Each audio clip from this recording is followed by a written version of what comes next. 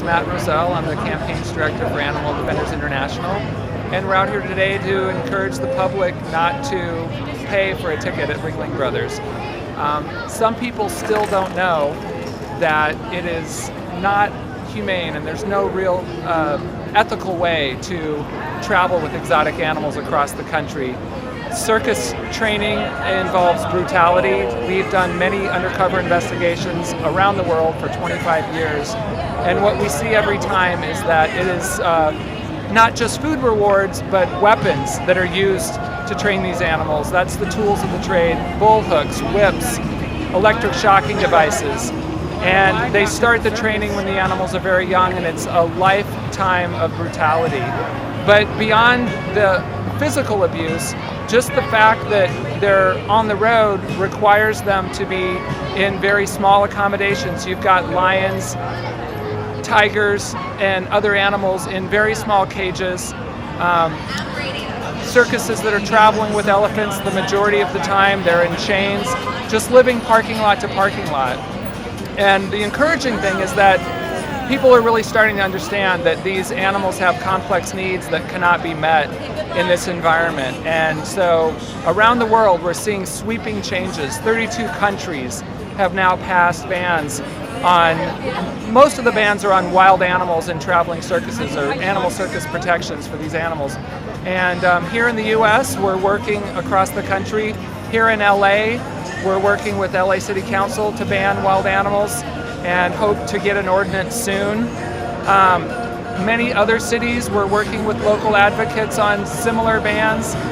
At the state level, Hawaii looks to be the first state that will prohibit wild animals in circuses. We've got an active bill in New York, in Pennsylvania, and we're soon to introduce the Traveling Exotic Animal Protection Act, which it will be a bill in Congress that is the ultimate goal, which is to ban all wild animals across the country being forced to perform in these traveling shows.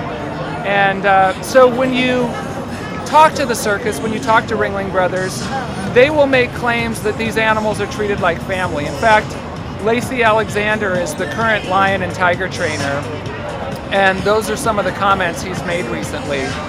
But in fact, ADI has been investigating the Lacey family for decades. We've seen the circuses that they're touring with through Europe, and we've actually seen not only Alexander Lacey, but his father Martin and his other Martin's other children, who are all part of this animal abuse. We've caught them on film abusing these animals.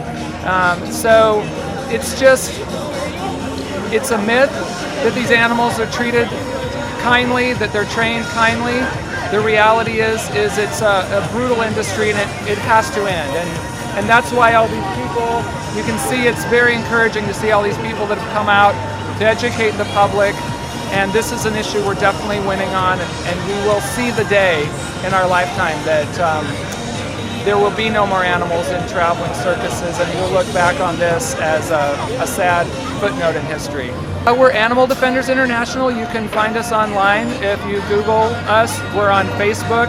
Our website is www.ad-international.org. We're also Animal Defenders International on Facebook, so please like us on Facebook, check us out online, get involved, sign up for our e-alerts. We really need everyone's help to pass this legislation. We recently were at the Los Angeles, had the Animal Rights Conference, and it was very interesting to hear Congressman Ted Lieu, who spoke and said that 80% of the legislation that he has voted on recently, he had not one single constituent call his office, send him an email, or ask for a meeting. And this is really sad. We need to participate in the political process. If we want to protect these animals like all these other countries have, we have to get involved. We have to reach out to our representatives and tell them what we want them to do.